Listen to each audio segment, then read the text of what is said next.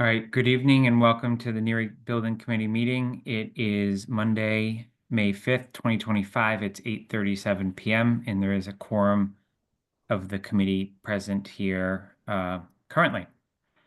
This is our intended purpose tonight is to host a open forum virtually for the community to answer any remaining questions that may exist leading up to the two votes scheduled over the next 7 calendar days.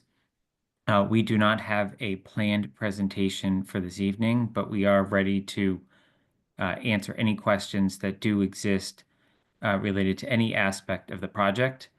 To the extent that we are unable to answer or fully provide a document or details this evening, we will take the question and ask you to follow up with us, and we will communicate back with you in writing with any sort of responses or additional detailed answers. Before I go into opening the floor, I just wanted to remind everyone of a few items for this evening. One, this meeting is recorded, given that we are a public board and body. So to the extent that you do have questions or comments during the session, before you ask the question, we would ask that you just state your name and address just so we have it.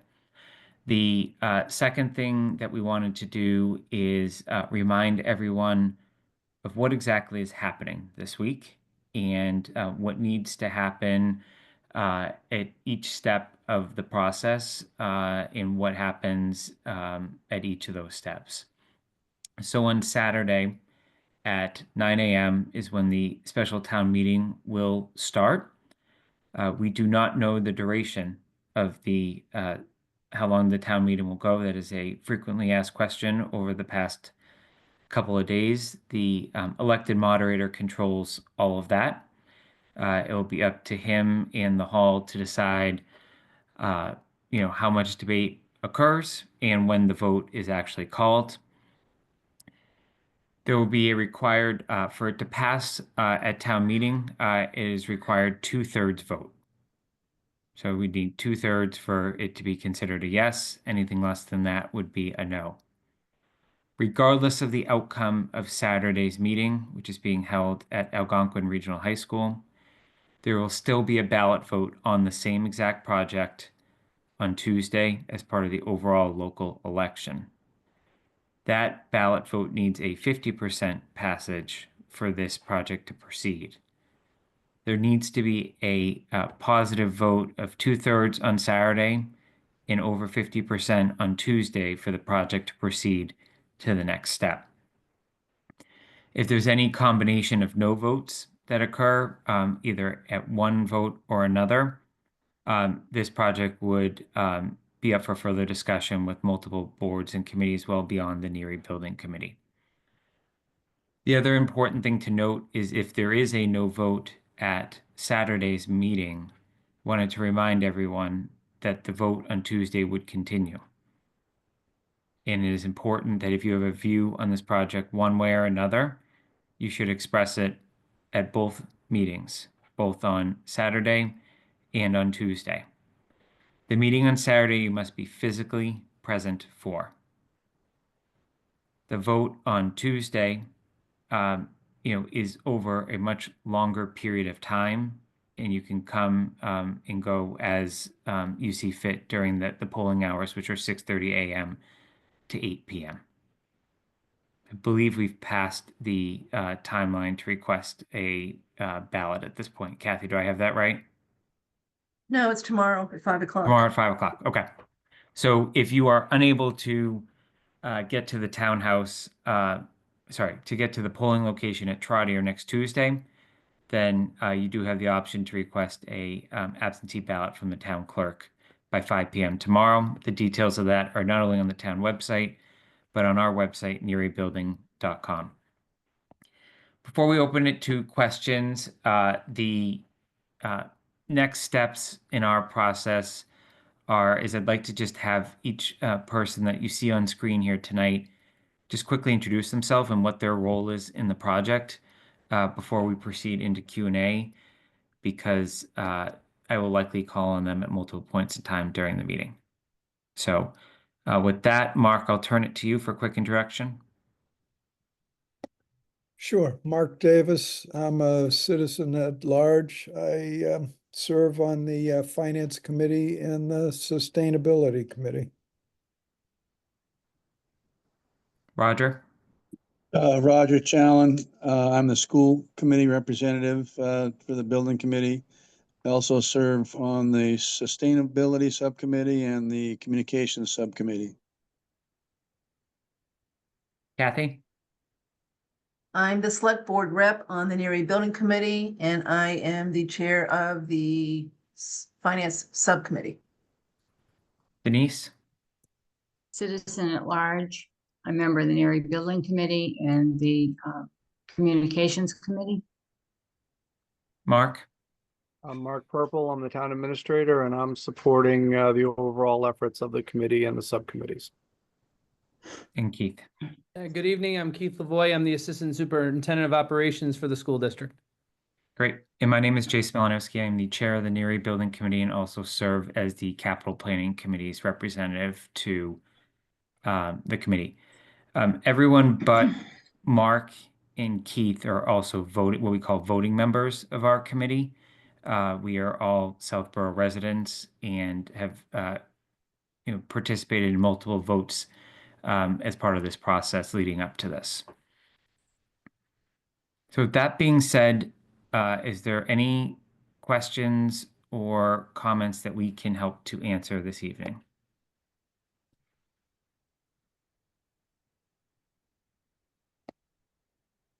Go to Johanna first.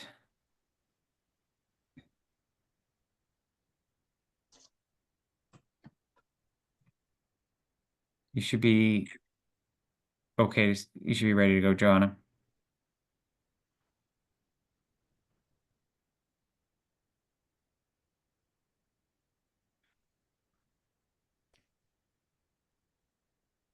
I do see you on mute still.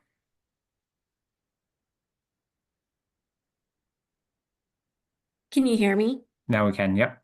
Okay, my apologies. I'm not sure if I was meant to be joined as a panelist or not.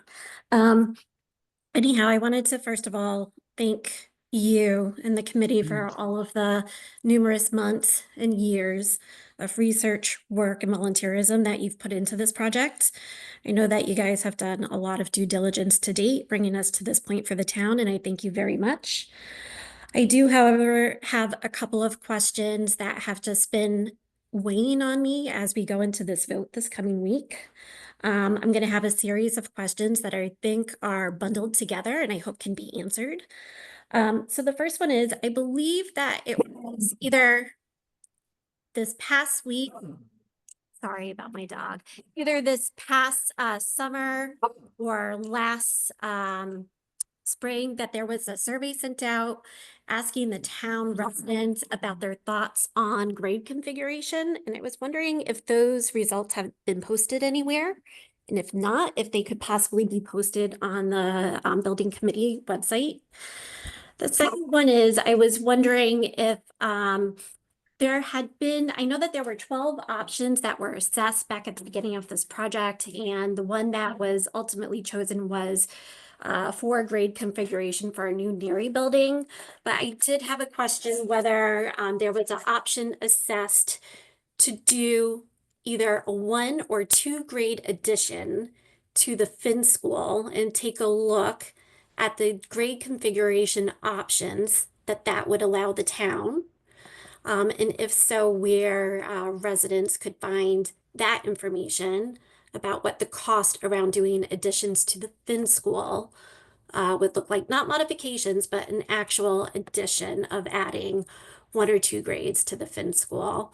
And then my third question is, if we go through the votes on May 10th and May 13th, and there is a no vote, I know that there's 120 days where we would still have access as a town to that $35 million of state funds to support a project in Southborough. My question would be, are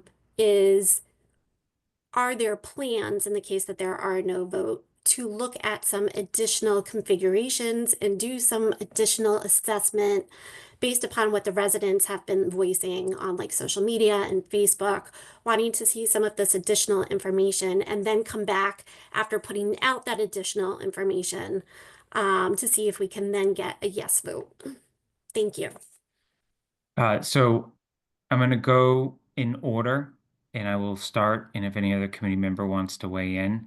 The first is I will make sure that the grade configuration data that you're referring to, which from what I can tell is a March 2024 survey, I will make sure that that gets posted. But I can tell you in summary that there was broad support to move beyond a 2-grade elementary school configuration at the time. While it wasn't unanimous, and I believe there was just north of 300 participants to that survey. I think it's also important to note, despite the broad support and obviously where we've ended up as of today, we had very little costing data at that point in time as well. So that was, just a pure grade configuration survey without any sort of acknowledgement of potential costs of a project. The second questions you had, I believe, were around Finn.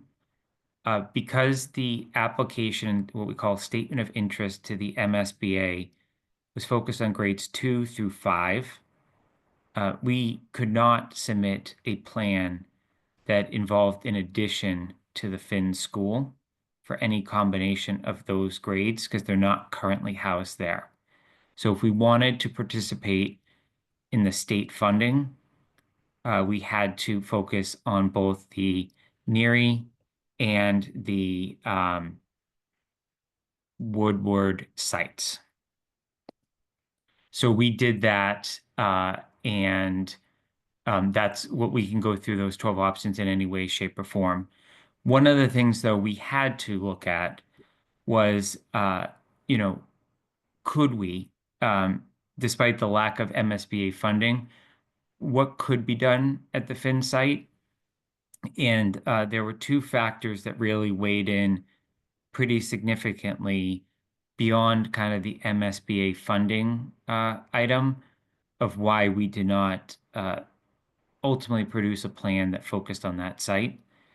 The first, and I think it's a really important one, is after consultation with town council, we learned that the parcel that's adjacent to the site is deemed parkland and would require significant legislative action to expand out into what's known as the George Mooney Park.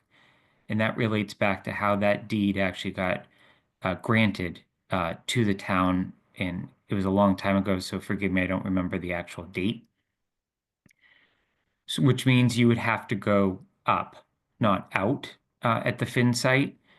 For those of you that are newer to town, the Finn School pretty much has 2 areas to it. An area that was built about 20 to 25 years ago, in an area that was built back in the 1960s. So it was our belief that if we did do an addition to the Finn School, we would actually have to either tear down due to the foundation to build up a significant portion of a school that didn't need to be torn down at this point in time. And we believe that that school is about 10 years away from needing major modifications if it's going to remain an elementary school in the town of Southborough, which is obviously not our current proposed plan.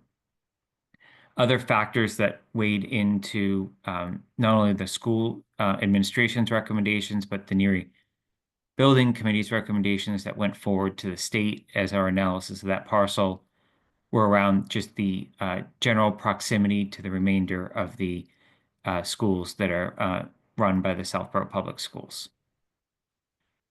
That was the Finn question. Maybe I'll pause there and see if there are any questions on my first 2 responses before we go to the third. So the legislation that you're talking about that would have to happen, is this local Southborough legislation or is this state legislation? This is state level legislation. A 2/3 vote of both the House and Senate. Okay. Is that documented within the 12 options, Jason? There's a report that's submitted to the MSBA that I think has 5 bullet points, one of which comments on this.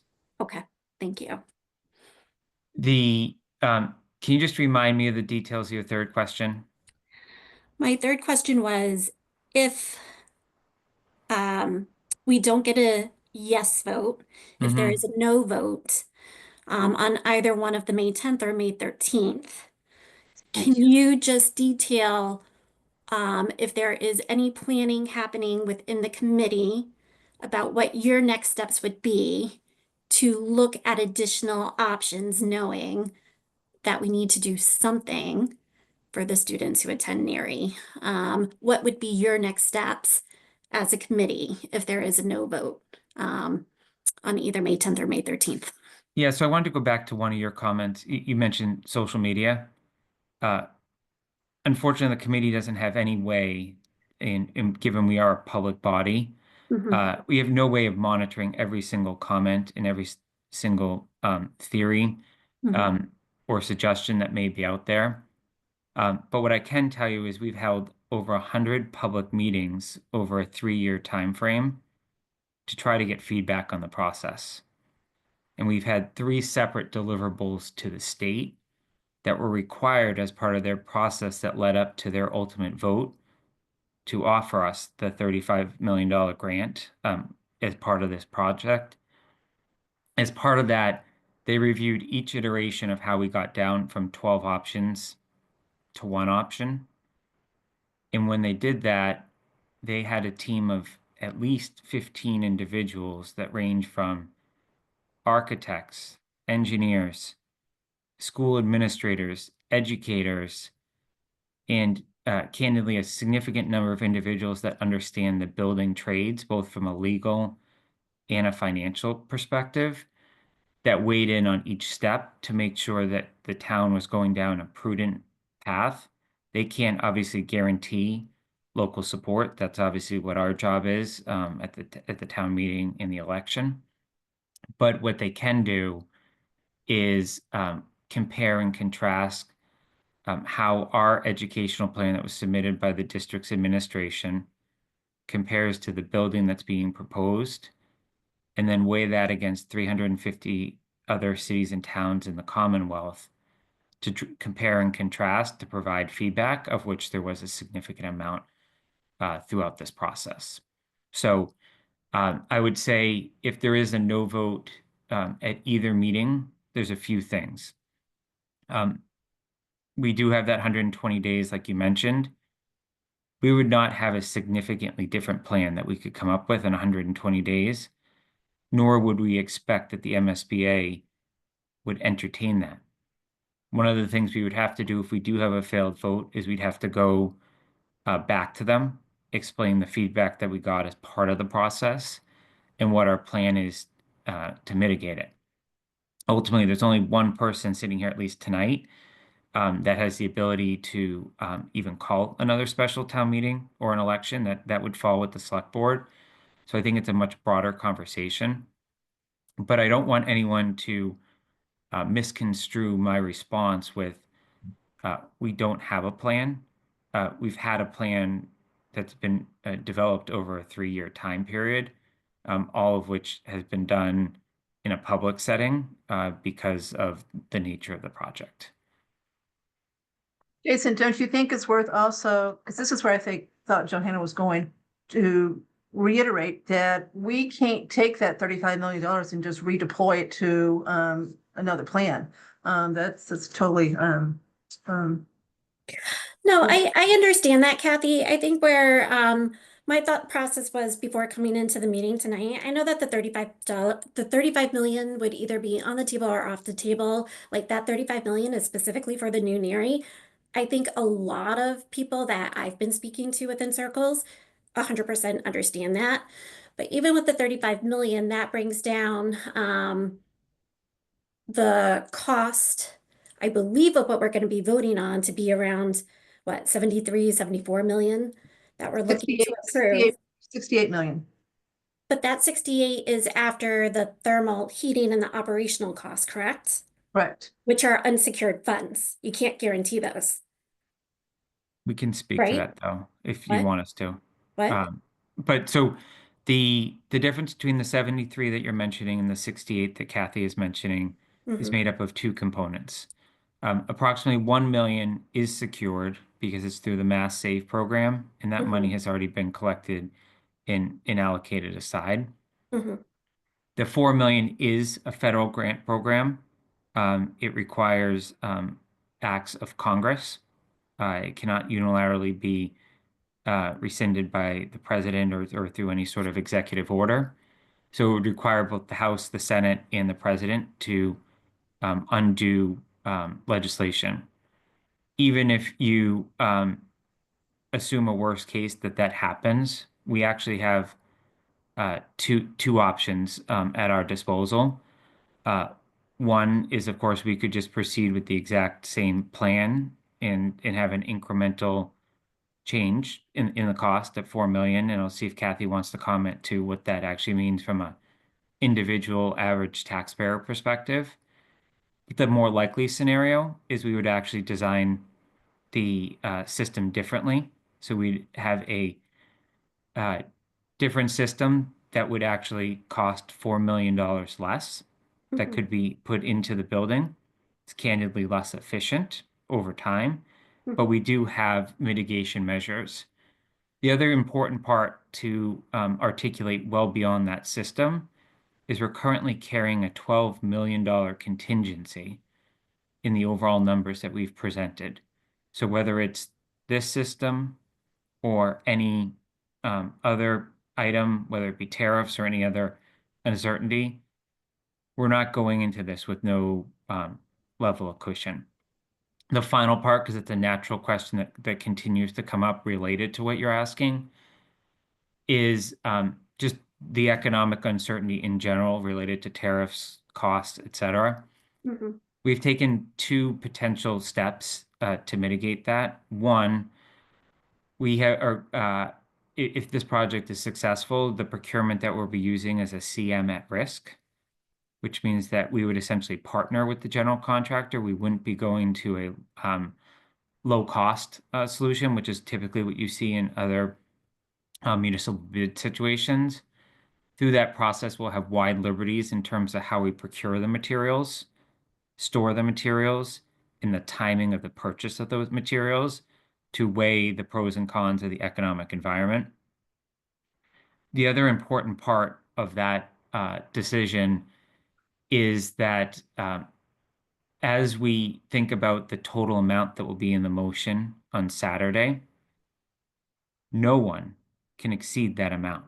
If we get into the process with a CM at risk and the total project balloons significantly above that, there are two stopgaps. One, town meeting didn't approve an amount higher than that. But secondly, the MSBA legal document that would be required to be signed to secure the grant funding that we've spoken a lot of already this evening would be null and void. We'd have a project cost that exceeds that. So there is a stopgap, albeit, it would be very disappointing if you got yes votes and then couldn't proceed, but there is a mechanism already in place to make sure that doesn't happen. Thank you, Jason. One question on that, and then there's a lot of people on. I have pages of questions, so I'm sure I'll get back to speaking again. But so that stopgap step, would that happen before demolition of Neary and the start of build, or Mhm. after demolition of Neary and the start of build? Where would that stopgap step happen? Because If I we think once Neary is demolished, we got to continue. We got to approve more funding to finish the project. So when does that stopgap happen? it would be before. So we have a year of construction documents and procurement that would be ahead of the committee before there's a shovel in the ground. I think, as everyone knows, the school administration plans to run the Neary School exactly as we know it today for at least the next school year. Okay. So, yeah, we we Thank would you. not put ourselves in that situation despite the conditions that exist at Neary right now. Okay. All right. Thank you, Jason. Thank you. Thank Everybody you. else as well. Appreciate the questions. Great ones. All right, I'm going to go to Mike next. Mike, if you just quickly introduce yourself.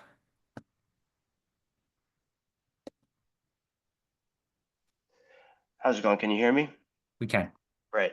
Mike Newt, I'm at 49 Wildwood Drive. My question, yeah, it pertains in more detail to the tariffs. I know in the letter today, or I guess from the other day, it said that, that you were going to spend more time estimating what the impact was going to be, and you just mentioned a couple of items, although it sounded like one of those is essentially that if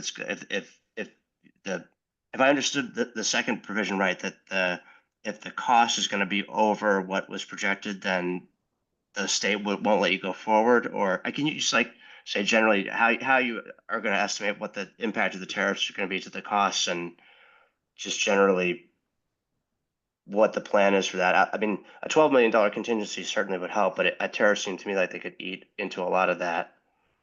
Depending on how much is procured from abroad, I don't know what that number would be.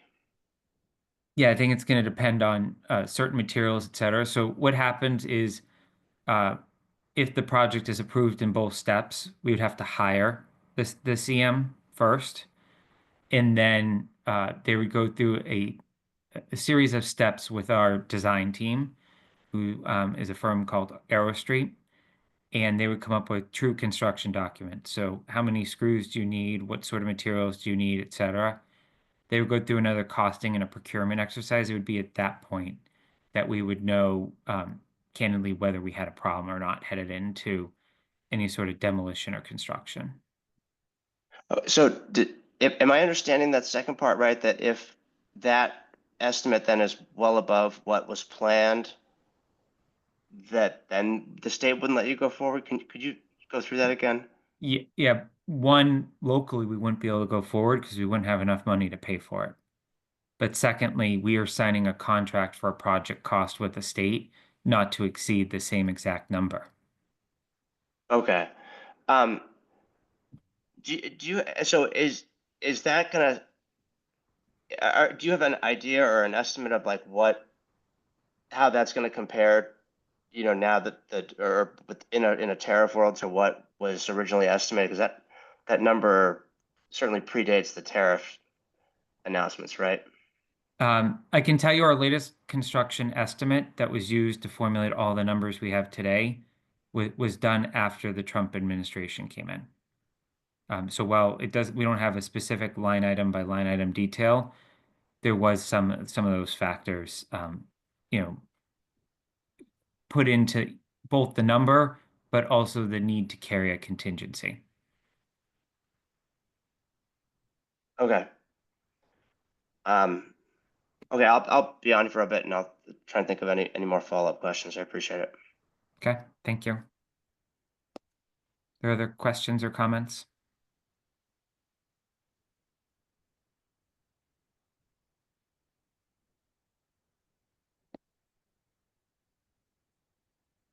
Go ahead, Joanna. Okay. Since there were no others. So if we do get a yes vote, we get the 35 million from the state. We get the 5 million for some of those heating rebates that are built into the overall cost. Fin comes offline. I've heard, residents talk about a number once Fin comes offline. And the kind of the town plan is to renovate Finn, to potentially move town offices in there, move rec, Southborough Youth and Family, maybe put some library space in there. There was some thought about the senior center, maybe expanding into there, although I heard that may not be the case anymore. Anyhow, I remember when I was on the rec committee, I saw some plans where there was a study to look at renovation of Finn in the case that it did come offline, and there have been some renderings done and whatnot. It all looks very nice. The money to renovate Finn, assuming that the new Neary gets approved, Finn comes offline as a school, is that money to do that renovation to Finn, to make Finn have the services that I just mentioned? Is that included in the 108 million that is being proposed and voted on in the coming meetings? So I'm gonna answer two parts, and I'm gonna go to Kathy in terms of what the select board has discussed, because that would be outside our committee. In short, the 108 is solely for the Neary project in isolation. However, all of the cost estimates that we have put out there for this project, assuming a yes vote in terms of where the capital of the town would go, and I, represent the capital planning committee on the Neary Building Committee, do estimate a $3 million, what I'll call light renovation to Finn. So it does not include the full 14 plus million that was kind of the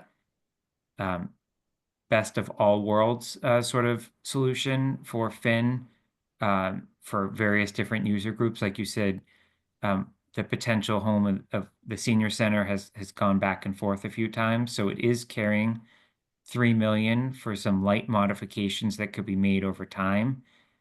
And in all scenarios, regardless of whether Finn is a school or a community building, we have always been carrying a cost to replace the roof because that is due within the next 5 years. And we've assumed absolutely no state reimbursement for that, assuming that it's not going to be a school. So that is an item that we have carried throughout. Kathy, I know the select board talked about this a little further at their last meeting, so I'll let you dive into that piece. So Johanna, the decision on what to do with Finn is outside the purview of the Neary Building Committee, obviously.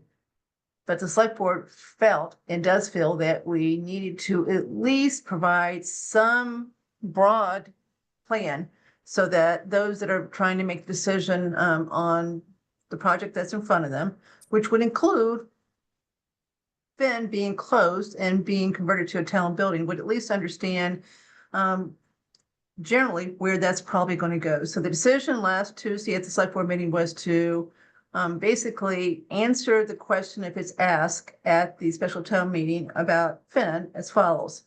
Number one, I don't know where this has come from because it was never discussed at select board level, but apparently there is some discussion, I don't know if it's social media, where it is, about Finn becoming affordable housing. There is no intent for that to happen at all, so we made that clear at the meeting on Tuesday.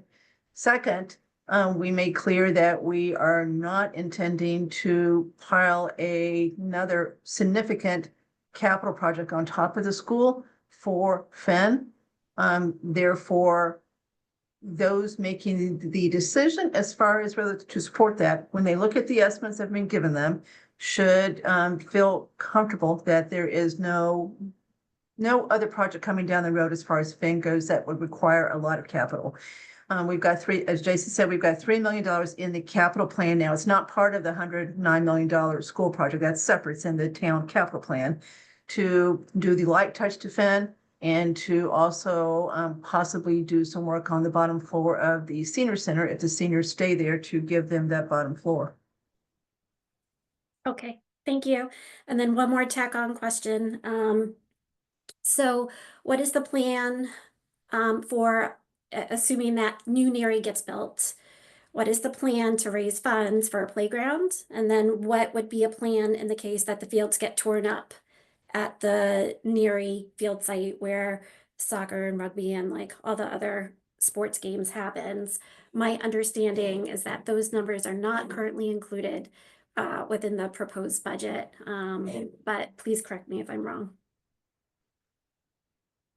The fields, I'm going to start with that one, and then Kathy, I'll see if you want to answer the playground one if you want me to. But on the fields, let's just say in hypothetical, that's where a bunch of construction trailers go. There would be in agreement with whoever the contractor is that they would have to restore that portion of the site to how they found it. Would be in normal course of business with how these sorts of items go.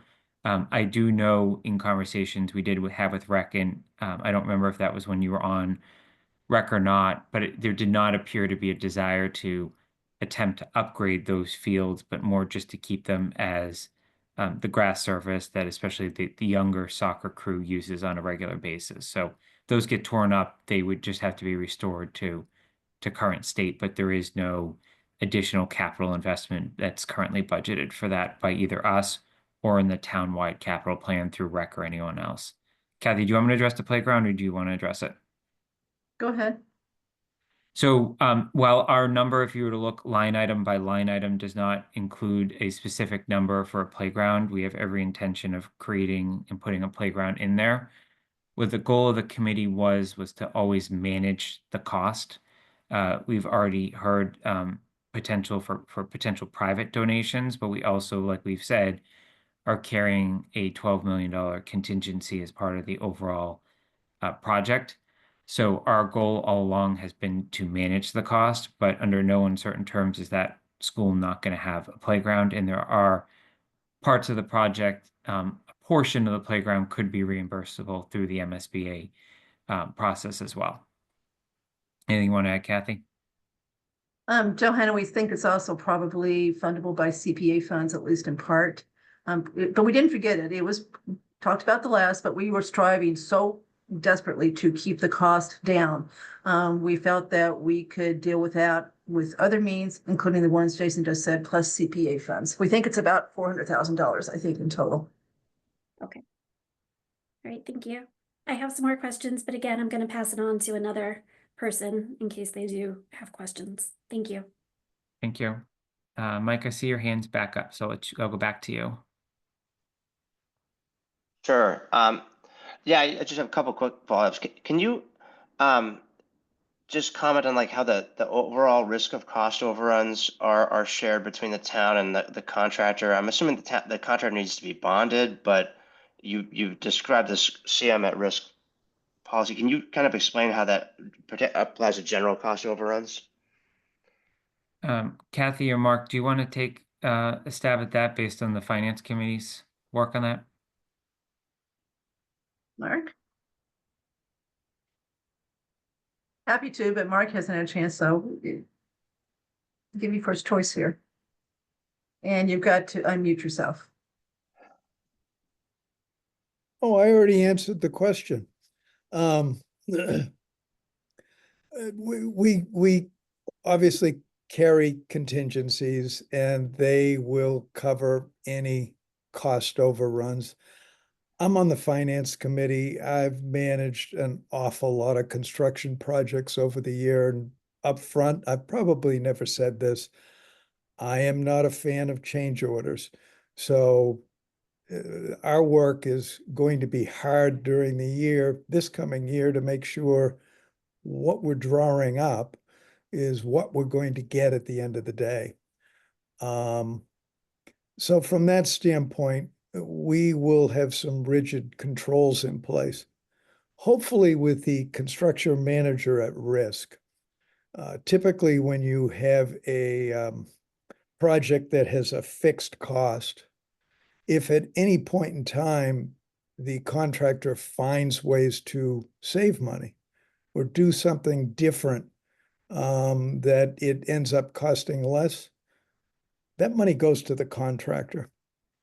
In this case, with this kind of a contract, any savings, any way that we can buy things early, save items, even make the project more efficient, all of that comes back to us. So we've tilted the table a little bit and attempted where we can to pull money out if we're building it efficiently and buying some time during the project. It's a tall order, but it gives us a little flexibility down the line. So the bottom line for that though is that like if the project does if you know I know that you've made an attempt to address the tariffs issue, but if that and you know there's a considerable amount of economic uncertainty that tends to create beyond just like the increase in the cost of the materials for the project itself. But if that does become, something that propels the cost like well north of the $12 million contingency, that is something that the town would, for the most part, have to find a way to fund in order to continue construction. I'm not sure. Go Good, ahead. Mark. No, I I was just gonna say we're gonna have to know that in the next year advance. before we venture down that path, right? It's not going to be something that we should be finding out um, down the road, at least related to tariffs or materials. Right. Okay. Um, do you have, they said something in the letter about having a plan to communicate this to the, you know, voters before the meeting. Did you have a particular communication plan about how you feel like the tariffs are going to impact I'm sorry, I'm obsessed with tariffs, but it's been sort of a big problem in our household because my wife's small business imports a lot of stuff, so it's on our minds here. But yeah, do you have a plan for how you're planning to communicate the impacts to voters before the meeting? So the finance subcommittee is meeting tomorrow. One of our limitations is we actually have to meet in public to issue communication. So we are, it's not as easy as it may appear in normal communication. So Kathy, you're meeting tomorrow, middle of the day. So I would assume there's something coming after that, but I don't know if you want to speak more specifically to the timeline. So, Michael, we're trying to make what I would characterize the closing arguments on this project, kind of one piece at a time. We've had the overall argument made that's been posted. The finance subcommittee is going to make one final dissemination as far as what we hope wraps up all the costs, and tariffs are part of that discussion. But I just want to ask Mark Davis something to make something clear. We've got a year to design this. If we get to the end and the bids that we receive are more than what our budget is, then the project fails. So that's your first fail safe as far as tariffs go. If during that next year, once we've received our bids and we've accepted those, the actual cost of the materials, Mark, I'm asking you this, within those bids is different than what the contractor who bid thinks that that's not on us, I don't think. No. Right? Okay, so No. that's your other stopgap there, Michael. Okay. And we do have the contingency. I know Mark says he doesn't like change orders, but we will have some change orders, I'm pretty sure. So that's what the contingency is for, is because something will change. It usually goes up, not down, and that contingency picks it up. So what we hope, Michael, is that when this goes out to bid, that we end up with bids less than what our estimates are. That's happened many, many times. In fact, it happens more than it doesn't. Happened with our public safety building, happened with our schools previously. Now, this is an uncertain time, we know that, but we've got those two protections as far as the town not having to absorb any great increase because of tariffs. And I think we'll be pricing this constantly as we go through the design process. This is the real detailed down to the type of desks we buy and all of those issues. But the major components of the building, which dramatically affect the entire budget, we'll know very clearly as to where that pricing stands and what the trends are in the marketplace. So that when we get to the point that we've figured out all the details, how many nails we need and all of that, we're gonna pretty much know what target we'll hit at that point. But we'll go through many design iterations to get to that level. Gotcha. The last question is, I know that there's 120 days from the date that the MSBA votes to get the funding. If in the event of a no vote, is there the potential to get an extension because of sort of the weird, we've sort of landed this vote in the middle of this 90-day freeze, and because of that weirdness, that I'm sure, even if the committee has sort of done a great job of controlling for it, if the voters are still apprehensive about it, is there a potential to get an extension on 120 days because of the bizarre period that we're sort of in right now? We can always ask. There's never any guarantees. And our biggest fear as a committee is the capital pipeline that follows us at the MSBA. So at the meeting we had last week where our project got this official approval from their perspective in terms of willing to partner with us. We were by far and away the cheapest school being presented in terms of total cost, which is just, I don't care where you're at on this project. I think it's astronomical for any of us to think about.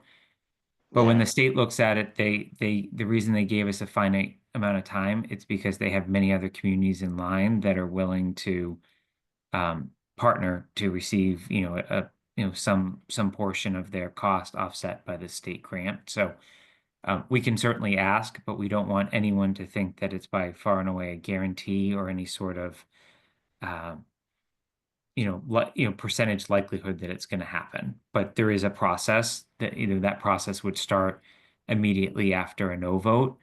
And I think, a majority of how much the vote is by is also going to be a leading factor around this. Okay. Michael, one more thing as far as the grant goes, it's a lot of money. It's $35 million. It's more than the public safety building cost in total. So I heard from, I don't know where, that when we have said we're concerned about losing the grant, it's a scare tactic. It's no such thing. We really are concerned that if we don't get the 2 positive votes that we need to move this project forward, that we either won't get back in line, anytime soon, or won't get back in line at all. We may not get money for any other school. They're too new. This is a school that needed help, which was obvious. So $35 million is a lot of money. So I'm more concerned about losing that. I know you're concerned about tariffs. I get that with your wife's business. I'm very concerned about not being able to use this $35 million. Yeah, I totally get that, and I share that concern. I'm as much as I'm concerned about tariffs, I'm concerned about everybody else's apprehension about tariffs as well. And also, I do want to say I'm sure I don't envy you guys because this is, I'm sure, a thankless job, and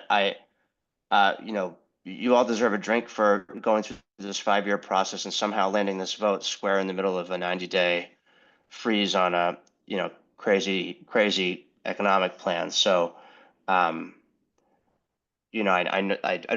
don't envy you, and you guys have done a great job. So I followed the process closely, and I know where Yeah, you this got is to. not the first time we've heard about tariffs, right? We've heard it a lot, and we've heard about the overall economic concerns right now.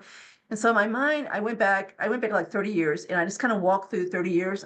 There's always something going on in this world that, it's never a perfect time. Yes, maybe this is less perfect than some, but there's always something going on. And there's things locally that do make this the right time. The debt for the schools right now is totally paid off. Algonquin's got 2 more years, but K through 8 totally paid off. So we've got a really, really low debt threshold that allows us to do this without having a material impact on taxes. Right now, we think the impact is about 3% on your total tax bill of this project. So there's some things that bode well for timing, and then there's some macro things that you do need to pay attention to for sure. Yeah, well, and good luck this weekend. I'm sure it'll be disheartening if it doesn't go well, but I appreciate it. Appreciate all your questions. Thank you. Go to Ethan.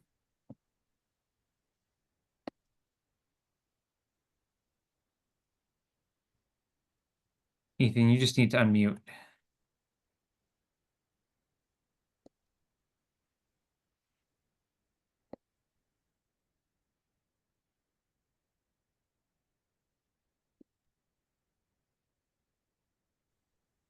Still muted. I saw you come off for a oh, now he's gone. All right. Are there other questions or comments?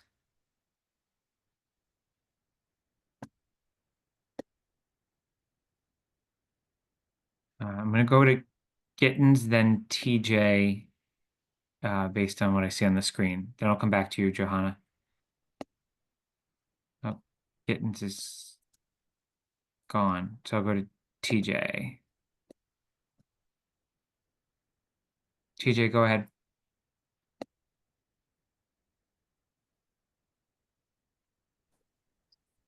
Hi, can you hear me? Yes. Hi, Thomas Lincoln here from 10 Bryden Road. Thanks for putting this together. This has been really informative. I've heard several things about how the new building could potentially increase the quality of education in the town. And at least from what I've heard so far, it's been somewhat fluffy in terms of greater collaboration amongst teachers and kind of greater co-working spaces and in the widened hallways and that sort of thing. I'm wondering if there's been any look at peer-reviewed studies or anything of that nature to support some of these claims, because I think there's an interesting situation where the people who are going to benefit the most are also the people who are going to be most motivated to vote. And they probably have younger children like myself. Have a 5-year-old who's going to fin a 3-year-old and a 1-year-old. So if the building is really that important to the quality of education, then like for people like myself, they're going to actually be learning out of trailers for some of that time. So just wondering where, excuse me, something stuck in my throat. Just wondering kind of if there's some peer-reviewed studies to back up the claims that it's actually going to materially increase the quality of education in the school system. So Keith, as the representative from the school administration, I'll let you go first, then I'll go to Roger, and then I think I'm going to have a few things to say too. Yes, I'll certainly be able to lead it off.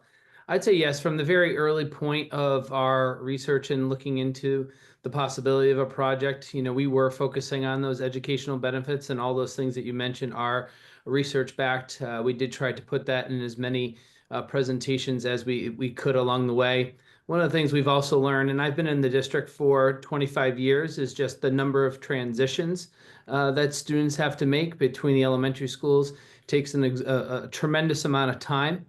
And what we're really leaning on is now that time is going to be reduced. The need for transitions is going to be reduced so we can really focus on the student experience. So I believe that the true benefit of this project is going to be the students and getting that continuity of what a 2 through 5 building will provide. Knowing that right now we do have the 3 elementary schools and going to 2. I know our teachers are extremely excited about that type of collaboration right now. That collaboration has to happen at varied times throughout the years, and it's always extremely complicated to do. But just knowing that they're going to be down the hall or around the corner, they're already excited to have that opportunity. But I can say throughout the years of us researching this and putting it into play, and then a lot of the educational work that was done, especially in the last 18 months or so, has really brought a lot of those things to the forefront, and many of those are research based. And certainly Dr. Reinhorn, our assistant superintendent of curriculum instruction, teaching and learning, can do a great job of explaining that. So I could gladly have her get in touch with you to explain in more detail. Roger, Jason, do you want to add anything from a school committee perspective before I go? Well, I would just encourage people to go to the website, and there is a section that really talks about the educational benefits, and they're numerous. So that's where I'd suggest that you go. Yeah, and Yeah, sorry, I still don't Wait, Jay. hear anyone kind of addressing the the concept of like the children who are just becoming school age now are going to have to learn out of trailers for a few years. I'm going to address that. Okay, thanks, Jason. So, and just for perspective, most committee members are at different phases with children in and out of the elementary schools. I personally have a first grader, a second grader, and a fourth grader. My fourth grader, if this project passes, will be the last class at Neary before it's demolished. My second grader will never see Neary and will be at Woodward for the 2 years during the transition plan. So I'm a parent that's impacted by this, so that's why I wanted to take that part. And I have a first grader that will live through the construction as well and may or may not see a new Neary. When I think about the ages of your children, what these trailers are going to be for are really specials. We're anticipating 2 trailers at each school, so 2 at Woodward and 2 at Finn for a 2-year time period. And what that's doing is it's keeping students away and off of an active construction site where you naturally will have significant potential safety concerns. Is it possible to build a brand new school right next to another? Yeah, it's done, but not without a significant amount of coordination, timing, and risk. And the committee actually significantly advocated to try to get students off of that site for the 2 years. One, to minimize the amount of construction time and to keep that solely as a construction site. But two, safety and security has always been at the core of this. So when I think about the age of your children, your kindergartner may feel an impact for a year or two, but I think the majority of your kids, based on timing out the age, correct, will actually see the full educational benefits of what we believe the school can provide. I would encourage you if you, I think you used the word fluff in terms of some of the educational benefits. There's a 50-ish page educational plan that's on our website that was the foundation of how we landed on how the school should be designed, constructed, and what benefits it may bring uh, to the student population overall. And I would not minimize the impact of the transitions that exist currently within our educational system, that every 2 years our students are moving schools and the impact that that has not only on the students, but the faculty that are weighing in and having to help transition as opposed to spending some of that time, doing other things from an educational perspective. That came across loud and clear at every phase of this project, including before the Neary Building Committee even was formed, which is why the four grade school has been a concept that we have explored throughout and ultimately landed on.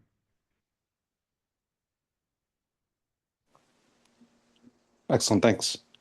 I do think that I was listening to, I guess it was one of the committees that was posted on YouTube. I think the idea for that common space in the hallways and the workaround to kind of get that square footage to be covered under the state grant was creative. So kudos there. Thank you. If you have anything else, just certainly put your hand back up, but I'm going to go. I think that's Tom that's in his Gittins. Tom, I'm going to go back to you. I saw your hand come back up.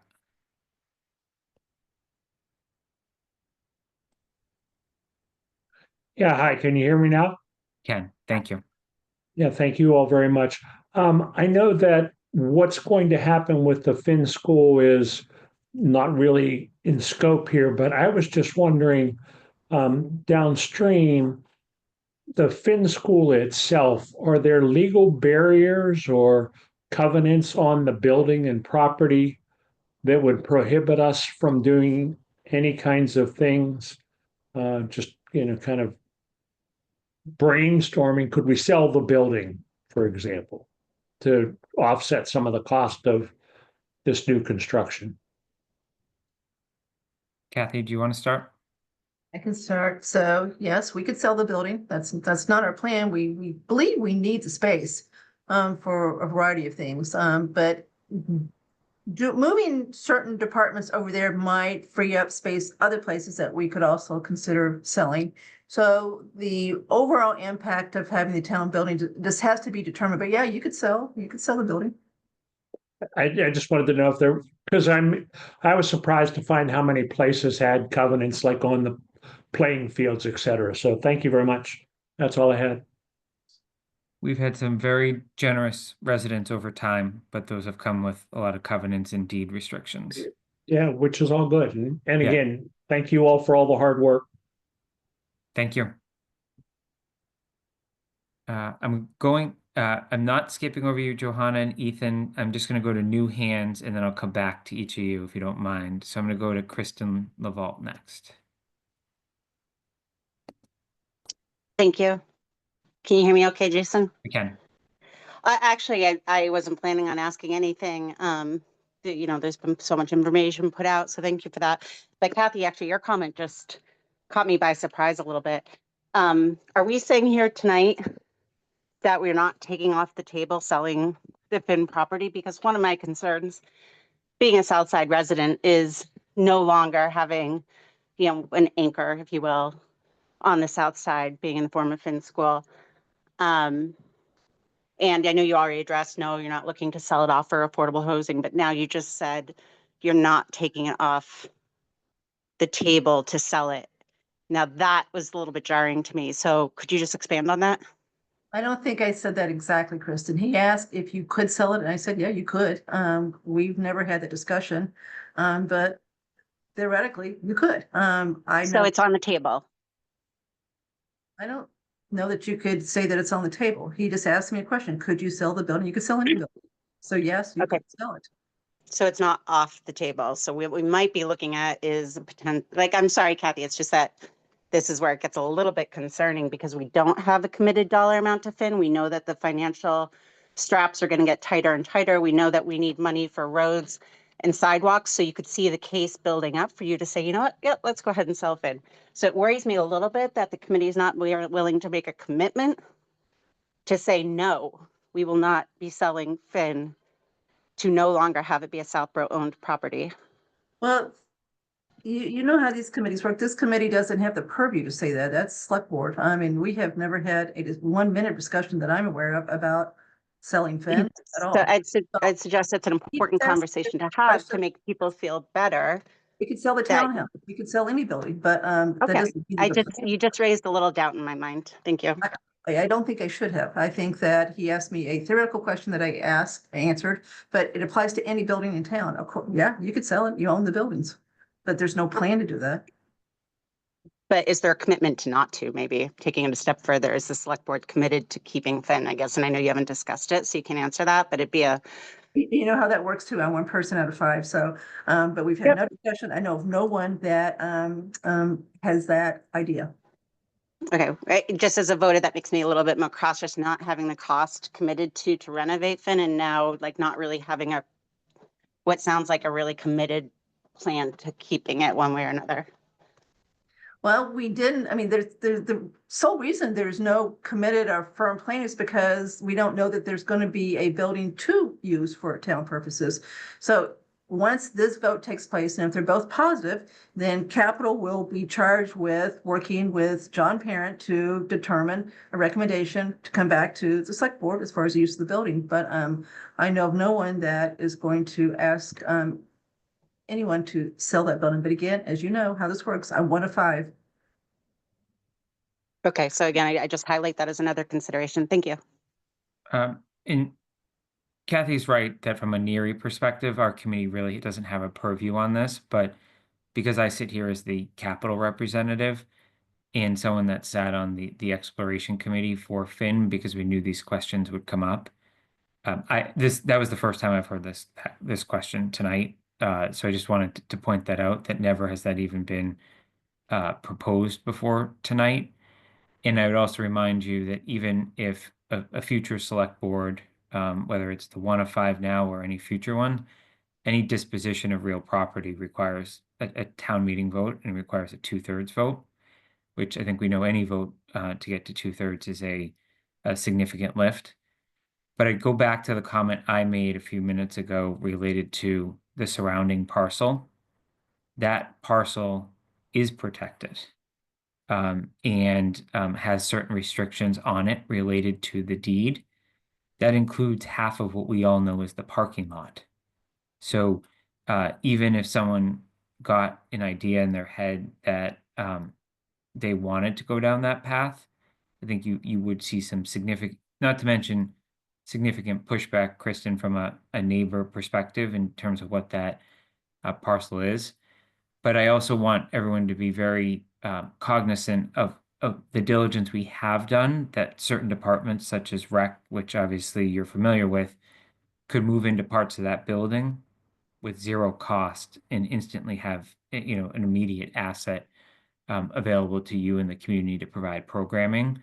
And that there are a few other constituent groups that we probably don't have to spend any money to get in that building other than adjusting a few toilet fixtures. So it's really the roof and the toilet fixtures that come to mind in that building to make it very usable very quickly for certain user groups. Thanks, Jason. All right. I have some repeats now, so I'm just going to go in order that I see they raised their hand. So Johanna, you're back up. Hi, can you hear me? Yes. Okay, great, thank you.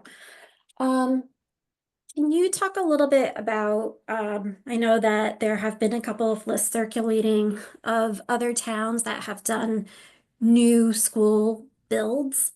What type of research was done by the committee to take a look at some of those other town projects to understand what risks they ran into, maybe what cost overruns they ran into, how they set up their contracts when they went out for bid, and how you pulled any of those learnings into the projects?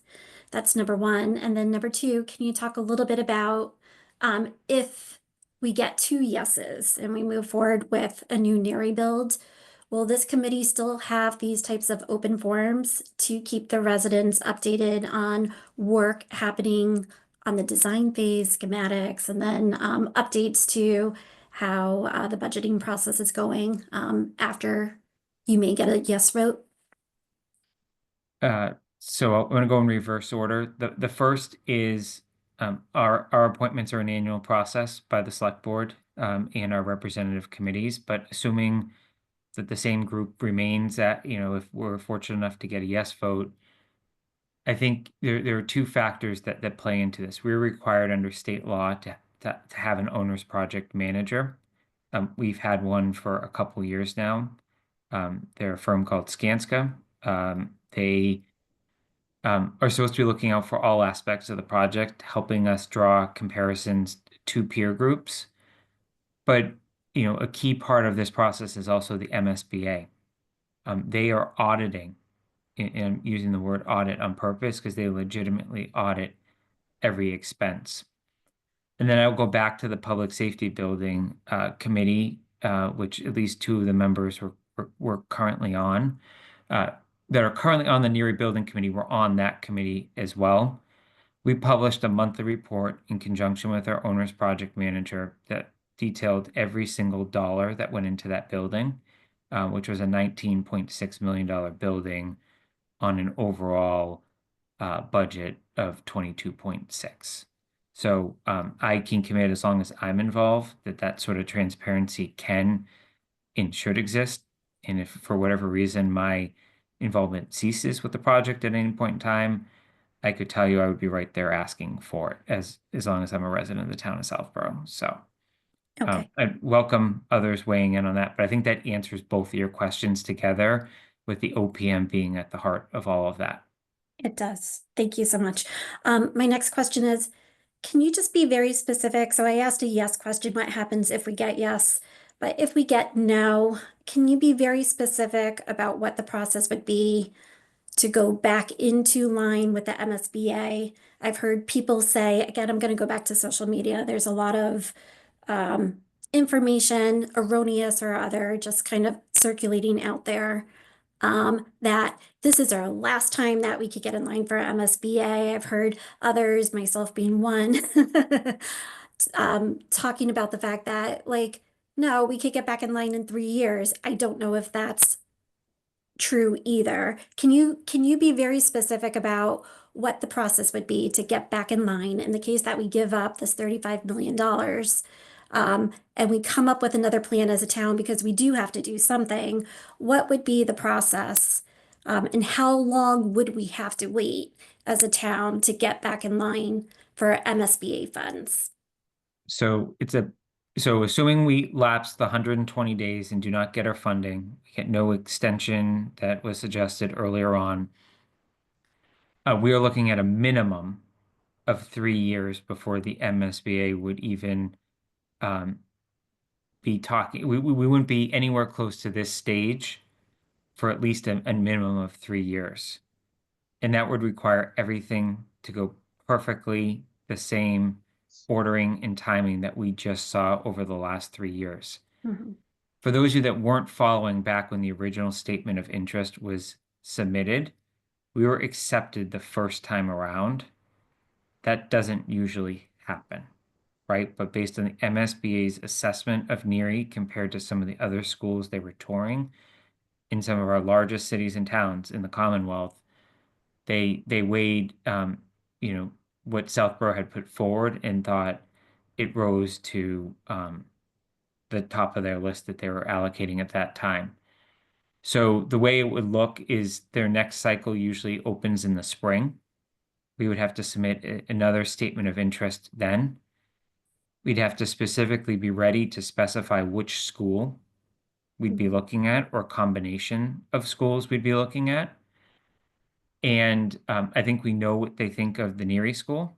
We've also, through this process, heard them reaffirm the newness and the maintenance that has been seen at Woodward. And obviously, that's a 20-year young building that doesn't even look 20 years old if you've had the opportunity to walk through there. We don't know what they would say about Finn. And we won't know and wouldn't know if that was a building that came into play until we were in the process with them. And I think part of our concern with Finn all along is the state did recently partner with the town 25 years ago for a significant part of that project. And, for a portion of that, what we now know is the full Finn school, but also other parts of that building have certainly nearing, other ends of their life, right? So there'd be uncertainty, but I think the way I would ask people to think about it is a bare minimum of 3 years to be back at this point. And I think what someone would have to do, which was an analysis that was done 3 years ago, is the community would have to then weigh the pros and cons of partnering with the MSBA through that process again, and whether it may be less expensive at that point if we had a failed vote of the pros and cons of whatever projects we were looking for at that point in time, of funding it on our own, but moving faster in taking out some of the inflationary concerns.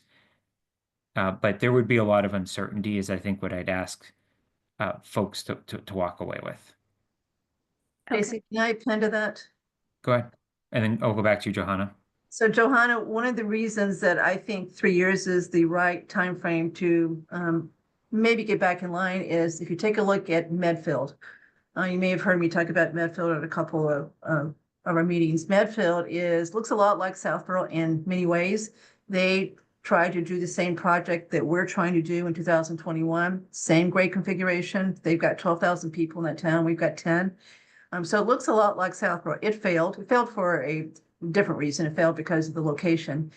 So they got back in line. So that failed November of 21. They got back in line December of 24. So exactly 3 years. So that's why 3 years seems to be probably the right time frame to get back if you can. But more importantly, if you take a look at how the MSBA is funded, it's funded with 1 penny of our 6.25 cent sales tax. That's where the money comes from. But there's a limit every year to how much the MSBA can actually commit to. It's about $1.2 billion. There's 2 high schools right now. There's more than 2, but there's 2 really expensive high schools in the pipeline, Somerville and Brockton. They're both $1 billion in cost. And Brockton, because it's not as wealthy, perceived as wealthy as Southborough, gets a 80% reimbursement rate. Ours is 40. Ours base one is about 41%. They get 80%. So they're going to get $800 million if that project is approved from $1.2 billion 1 year. So even if we get accepted again, there's just no guarantee that there's going to be enough money to actually fund what we want them to do because of everything else that is in front of us right now and the annual limit on what they can do. Okay, thank you for that context, Kathy and Jason. I appreciate that. I now just have one last question. It's more on the schematics, nothing to do with finances. So I was looking at the schematics for the new building, and I saw that there's going to be one classroom for Castle, and there's going to be one classroom for TLP for a 4-grade school. Can somebody just comment on whether the idea is really to put 2nd through 5th grade Castle students in one classroom? Keith, are you able to answer that? Or do we need Stephanie to follow up separately with Johanna? Yeah, why don't I have Stephanie follow up you second with Johanna separately? I don't believe that's the case, but I'd rather have her comment on the specifics of it, Johanna. But I'll get in touch with her tomorrow and have her get in touch with you. Thank you, Keith. I actually have a bunch of different questions like that related to special education and how the schematic and design of the school looks related to supporting special education comparatively to how it is now. So that's probably a separate discussion anyhow. I would imagine that would probably be more beneficial for you. Yeah. Yeah, perfect. Thank you. You're welcome. All right, thank you. I'm going to go back to TJ, then Ethan. Thanks. I had a couple more questions. One, going back to that committee meeting, which I watched on YouTube from last week, I believe it was. I think it was Mark maybe mentioned that the current configuration of Neary is block built and is designed to such a degree that upgrading it for things like ADA compliance, which I think during that meeting it was mentioned there was like a 1970s code addition would be costly. But I just want to ask, like, how did we get in this position? Like, 70s were 50 years ago, and we haven't done any work to Neary to make it kind of up to date with the latest codes because of cost. And then follow-on question to that is, how do we ensure the same isn't going to happen with the new Neary building? And then kind of a third question is, in that same presentation, I'm not recalling exactly the numbers. I think it was something like the current student population is 596 and the new building is going to be built for 610. If you net that out, assuming like each family has 2 kids in the new Neary at the same time, there's going to be the ability to grow by 12 more families in Southborough before that school's at capacity. So is New Neary going to be big enough in the near term for the growth that we see in the community? I'm going to go in reverse order again, and there's a few items to unpack there. So the first is basically rebuilding a large enough school. We have done multiple demographic studies over the time, both with this committee and a predecessor committee.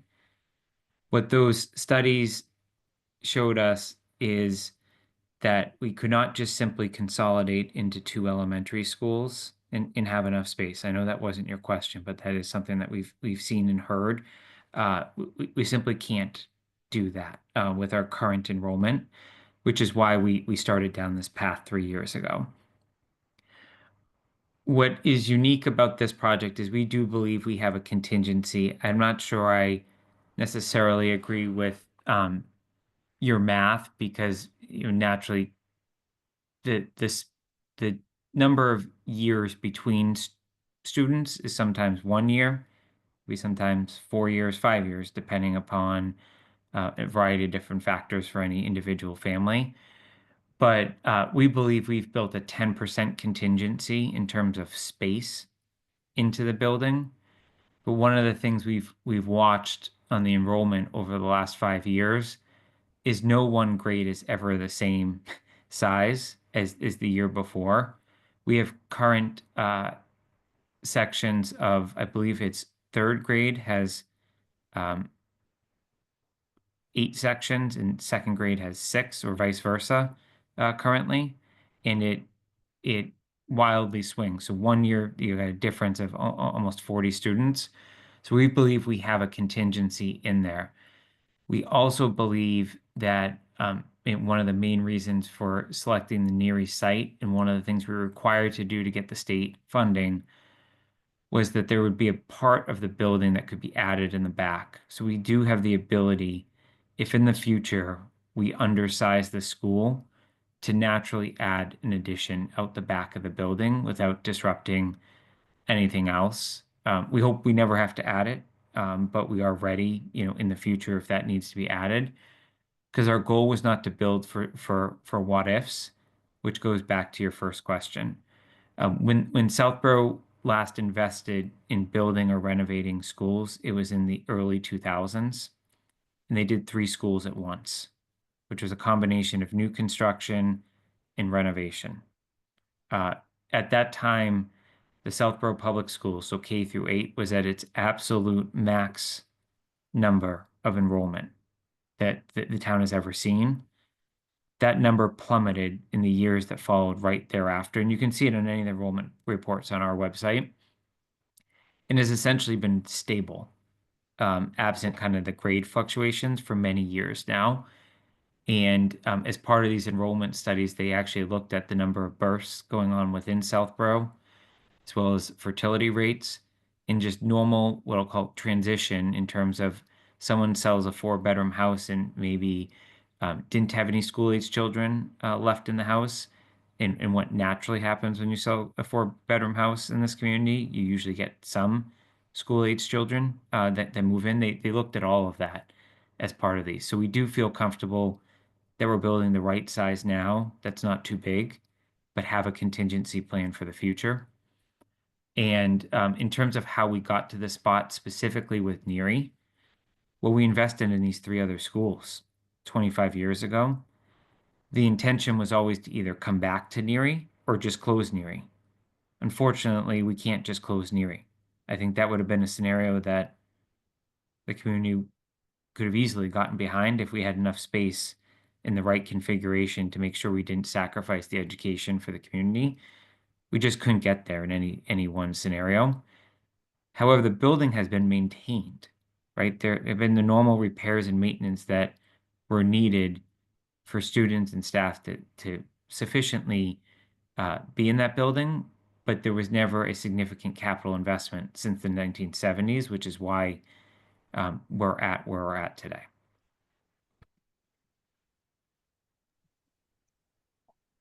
And Jason, if I could add something. Right, Andrew. The other part too, that we planned on 610 students, but basically how the math ends up laying out, 610 students would be like 6.5 classrooms, right? So we round up to the 7th classroom, right? So there's additional kind of a little bit of extra buffer there. I think it's like 7 or 8 students per grade of extra buffer because it's, the extra class, half a class is there.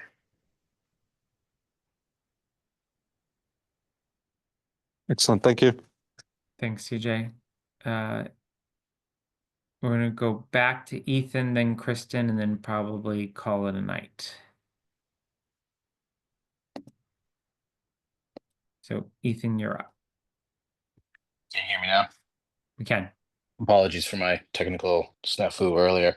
I actually have 2 questions. The first, actually, they're both off of Mark's presentation last month of the site consideration. The first might be more for Kathy, though. At that meeting, Mark, I think you mentioned that 25 years ago when the other schools were built, we got, was 58% back from the MSBA. And now we're looking at about 32% now. So as it ties into, if we have to get back in line, what kind of money are we looking at going forward? And percentages, are going to be on the town itself. If you look at that drop, things only get more expensive. So first comment there. And then the second, Mark, a lot of the commentary on social media today has been around the landfill and the land quality of the site and the testing and toxins, especially in the water in the area. Is it possible to release the report of those tests as well as the presentation that you gave? So let me answer the first part first, because I think that one's pretty cut and dry. Then Mark, you can handle the side questions. So Ethan, when we built Woodward, Trotter, and redid Finn in the early 2000s, we actually got 63% from the state. Back then, the construction costs per square foot were a lot less than they are now. And I assume that we were considered not quite as wealthy as we are now. It's the wealth of the town that determines the base reimbursement rate from the MSBA. So our base rate is roughly 41 and change. Hopkinton's not much different from us. They're building a school too. They get a little bit more, but it's not much. But Brockton gets 80%. So the reason we're only getting 32.5 instead of that 41 is because they also cap the construction cost per square foot that they will reimburse anyone. So everybody is subject to that cap. And their cap is just above $600 a square foot. And the construction costs today, because of the prevailing wage laws in Massachusetts, are above $1,000 a square foot. It's kind of mind-boggling, but that's what they are. So all schools are being built at about $1,050 or so a square foot that are going out to bid right now. So that 42% gets reduced, but we also did things, and this may help TJ as far as worrying about taking care of the building. We got incentive points for building a green school, and we also got incentive points for basically putting together a plan to maintain the building properly. So we ended up adding almost 5 points, almost 6 points to the base rate because of those two things. So we were ended up getting about a third the cost of the building paid for by the state. Bottom line.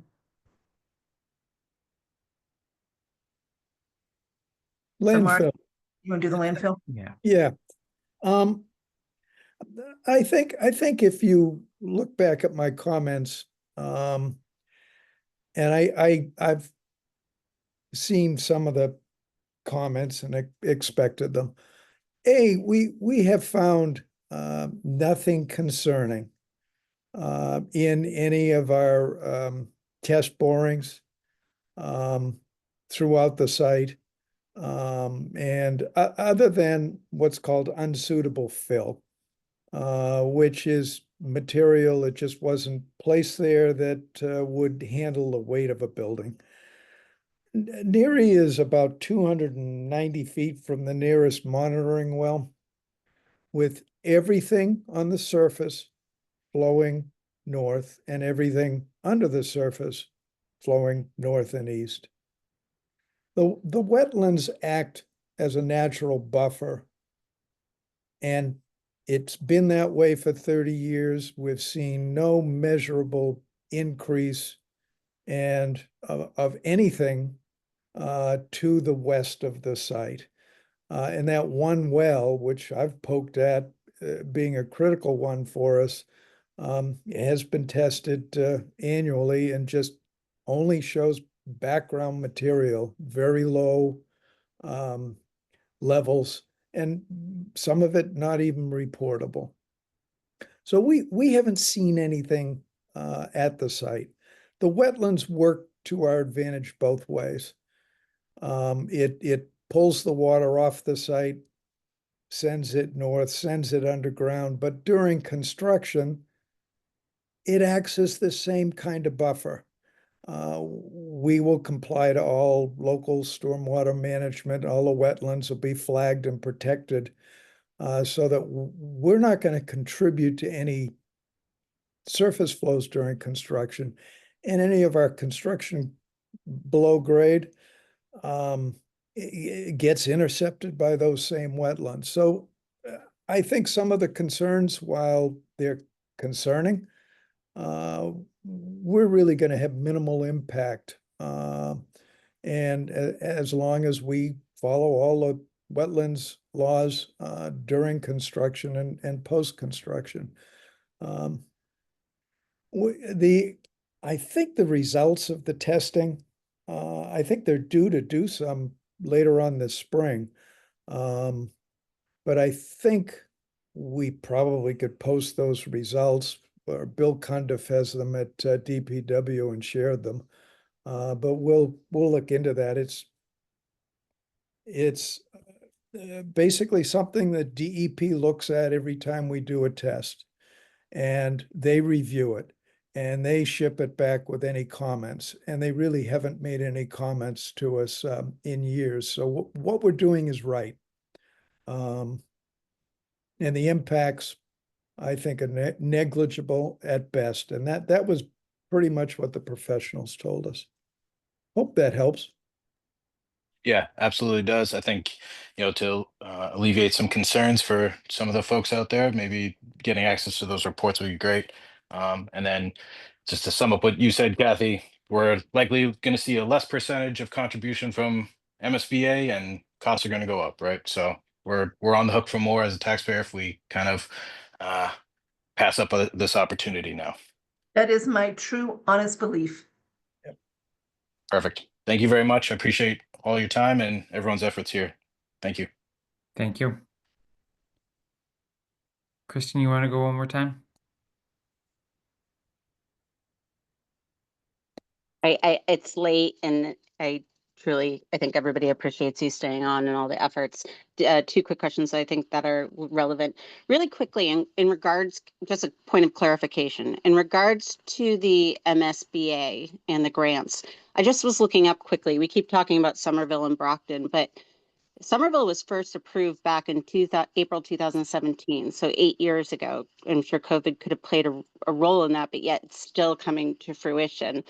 And back then is when the MSBA committed to the grant. At that time, it was 124 million. I have no idea what it is now. So we're talking about a school that 7 years ago had its initial MSBA approval. For if if what I'm looking at is factual, I don't know about Brockton. So do you have any background there? Because that would imply there might be some leniency. Again, right or wrong, if that's good for us to do or not, it does suggest that there seems to be some room in the process. Do you have any familiarity with that? I think we'd have to look at which schools are being referred to, So because the Somerville High School, if again, granted, I just looked at Jason, so in fairness, but it's saying that the original approval was back in 2017 with the original MSBA grant.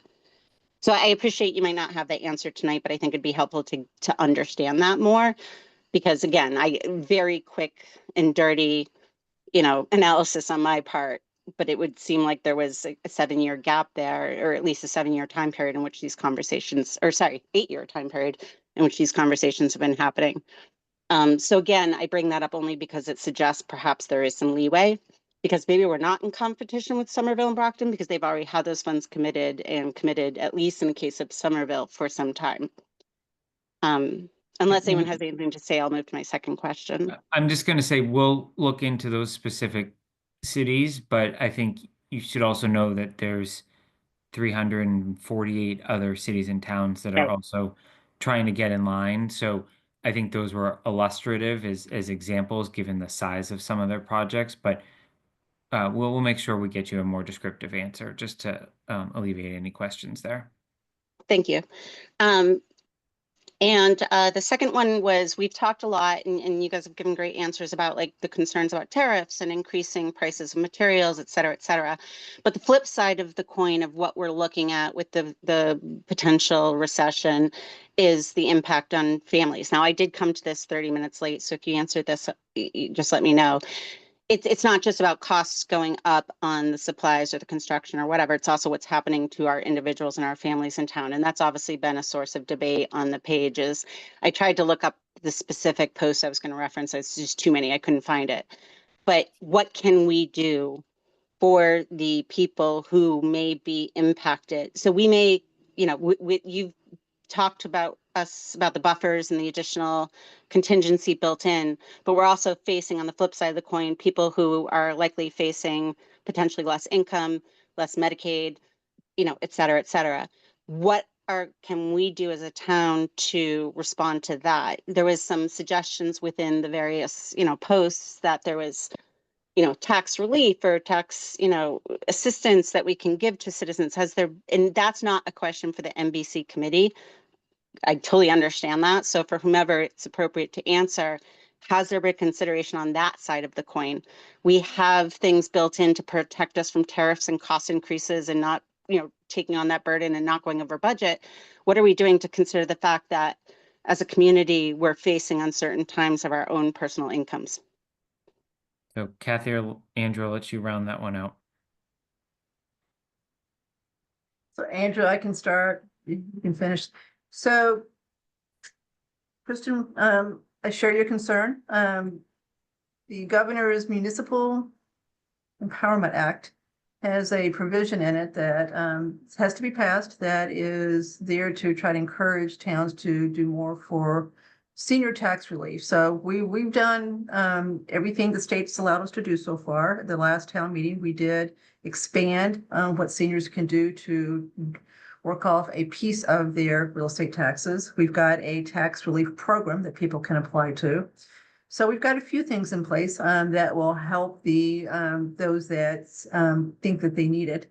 It's not going to solve the overall problem. So that's a bigger to have at select board level. Again, this is beyond the purview of this committee, but I'm well aware that we need to make sure we focus on trying to help seniors as much as we can and others. And how does that get subsidized? Just really quickly, is that taxpayer money? Which one? The two I described? Yeah. But yeah, well, basically senior tax, they get $2,000, up to $2,000 a year off their taxes. So what they don't pay, everybody else will pay. You've got a budget you still have to cover. So yeah, it would fall to everybody else to pay that. The fund that's in place it was funded by ARPA money a couple years ago. So we will need to start funding that again with this normal budget appropriation. So every other taxpayer will pay for it is the answer to your question. Thank you, Kathy. I appreciate that. So I just advocate that might be a reason that another thing we need to think through a little bit, right? Like we're offering that as a potential solution, but we don't know how we'd fund it and have a cascading tax impact. Again, not for this committee, but if the select board could take it up, I think that'd be helpful. The very last thing I'll say, thank you again, is that there was some confusion. Maybe you could end on this that I've gotten that I was discussing at a meeting tonight. Can you just be very clear for people that I know you've stated it a ton, but people show up on Saturday, they vote. If it passes, they still have to show up on Tuesday, right, to vote. If it doesn't pass on Saturday, then, can you just clarify those scenarios? Because there's confusion from people on when they have to vote. Regardless of your opinion on the project, you should be voting twice. Once on Thank you. Saturday and once on Tuesday, regardless of the outcome on Saturday. And my only question is, obviously, if there's a yes and yes, that's obvious. If there was a no on Saturday and a yes on Tuesday or vice versa, what does that mean? It would be, obviously the Neary Building Committee would meet in public. I'm sure we would listen to and digest what we heard in either forum, but ultimately be up to the select board of whether they would entertain posting another special town meeting or ballot vote, depending upon which one failed in your scenario. And I imagine there would be discussion of what that would entail. All right, thank you. All right. I just would like to thank everyone for coming tonight. And should you have questions, I think I speak for the entire committee. We stand ready to answer them. There's an email address that's available on our committee website, nearybuilding.com. That is the best way. If you want factual answers, we are happy to provide them based on our research and any other data that we can provide to you over the coming days. Please don't presume that we are following every comment on social media or will debunk any myths or anything like that. We're here to provide data and information and allow you to all make informed opinions. So again, thank you for joining us tonight. And I would just ask that the committee stay on so we can officially adjourn. So I'm going to move that we adjourn the Neary Building Committee meeting at 10:16 p.m. Is there a second? Second. All right. Roll call vote. Mark? Aye. Kathy? Aye. Andrew? Aye. Roger? Aye. Denise? Aye. And I am I as well. Have a great evening, everyone. Good night.